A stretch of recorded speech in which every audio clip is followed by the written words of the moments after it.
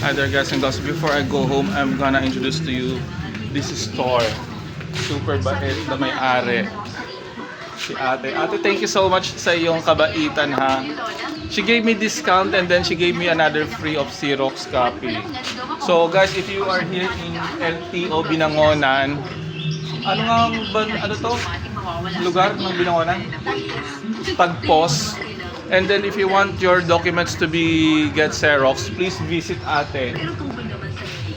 This one, Sulit Pinoy. Stall number 46. She's very kind and once you talk to her, you will ask for discount, she will give you discount.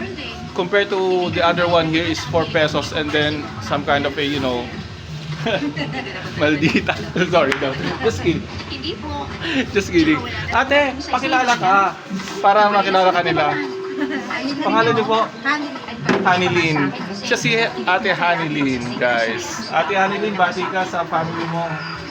Invite mo na rin sila rito para ano, pag magpa-Xerox.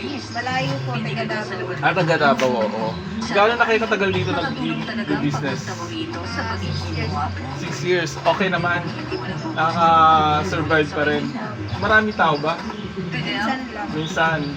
Next year, babawi ka na. Kasi ano ngayon, hindi ba yung ending daw ng plate number? Ayun. Well, thank you so much ha. Nilabigyan mo ako. Sobrang bait talaga. Sobrang tuwa ako. Kaya dapat i-promote tong shop mo. So guys, stall 46. Pa-Xerox kayo dito. Tsaka meron pa siyang ibang mga office supplies. Ayan. Okay. May chichiria. Ayan.